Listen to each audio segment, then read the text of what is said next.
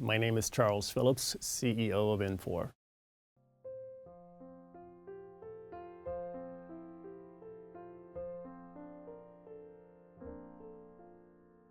I was born in Little Rock, Arkansas. My dad was in the military, so I moved around every 2 or 3 years, so I lived all over the world. Oklahoma, Georgia, Madrid, Germany, North Carolina, on and on. And I had 3 brothers. We're all about 5 to 7 years apart, so you're usually alone in school. And usually the only African American on the base in the school that we're going to. So it does make you grow up pretty fast in terms of fitting in and learning to get along with people and seeing a lot of different cultures and cities. I remember when we were living in Madrid, we took a vacation down to Barcelona, put 3 boys and got in a giant Oldsmobile and drove down to Barcelona, and we were didn't make a lot of money, so my mother would cook inside the hotel. So on the balcony she's cooking fried chicken. They don't fry foods there, they never smell that, so they called the fire department. And they all arrived, and we thought we were being arrested, and they figured, what's the smell? And so we explained to them, this is something we eat, and try it. And so my mother, being a Southern mother, said, come on in, sit down, I'll make you some food. And they all sat down, and neighbors started coming in. So we met probably 30 or 40 people that day and turned them all into friends. So it showed me that something that could have gone the wrong way, and something that, people very different could barely communicate. And by that afternoon we were all friends, and so that's what I grew up around. I guess I had a unique experience growing up. It was all about diversity because you had no choice. Everybody was from somewhere else and moving around a lot. And so for me, the power of diversity and meeting new people turned into a good thing. And you'd be surprised how far a smile can go, and just being friendly to people and engaging with people, get to know them, and don't make assumptions before you get to know them. And people change once they see you're personally interested and approachable. They turn into different people.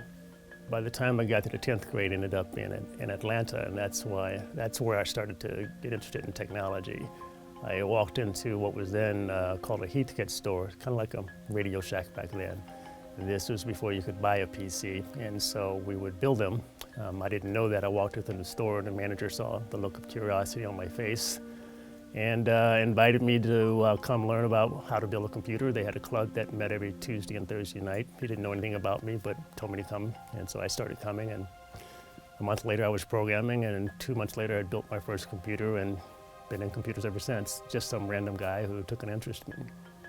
One of the things I remember is early on as a second lieutenant, I was running a unit that I was in an artillery unit, and one of the people who were one of the Marines just basically wasn't up to the task, and it was certainly an excruciating thing trying to figure out what I should do. Should I remove him from that job and basically move him to some other position or get him out of the Marine Corps? And as I thought about that, kind of 4 or 5 months went by, but when I finally did that, thinking that the rest of the unit would be upset, just the opposite happened. I said, well, I thought he was one of your best friends. They came in and told me, thank you for doing that, because that guy was dangerous. Yeah, we like hanging out with him, but that was the right thing to do. So that taught me early on, high performers like to be around high performers, and if you accept something other than that, they notice that. I got out of the Marine Corps, and I stayed in the reserves, but I wanted to come to New York. My wife was from New York. I didn't really know anything about New York, so I just wrote a bunch of letters, probably about 200 of them. I think I got 2 interviews. It wasn't quite as popular back then, being in the military, I guess. But nonetheless, I got started at the Bank of New York, and from there I ended up at Morgan Stanley. But essentially, I went on interviews, and the only way I got the first job, after waiting outside the office of the head of HR all day, it was I walked into his office finally and saw the Eagle Globe anchor on his desk, on his nameplate, that told me that his dad was a Marine. That's the only way I got in. There were certainly instances when I first met people, I could tell they were hesitant and weren't sure. They had to take longer to evaluate me. And one story I remember, when I was at Morgan Stanley, I used to talk to clients on the phone all over the world. I had a pretty close client in Japan for literally 8 or 9 years before I ever saw him. I finally went over there on a trip to visit a lot of clients, and he was just stunned when I walked in and almost speechless, and didn't say anything for the first 20 minutes, just let me talk. So sometimes that happened, but I don't think it had any material consequence, but you just have to deal with it. But I grew up moving around, meeting new people all the time, so it didn't bother me as much as maybe it would have someone else. I met Larry Ellison while I was still on Wall Street because I wrote about a lot of database technologies and technologies in general related to software, and so he was one of the up-and-coming companies at the time. And as I was about to leave Morgan Stanley to go into private equity, he heard about it and said, "Don't do that. Why don't you come work here and get me started on acquisitions since you know all these companies."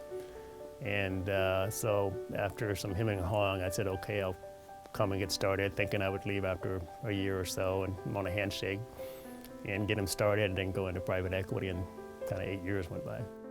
During my time at Oracle, I think we did about 70 acquisitions. The company tripled in size, so it was quite a run. Well, I think the reason I've been offered leadership positions beyond just working on Wall Street and got into operational roles was people had confidence that I had managed people in tough environments before and liked doing it.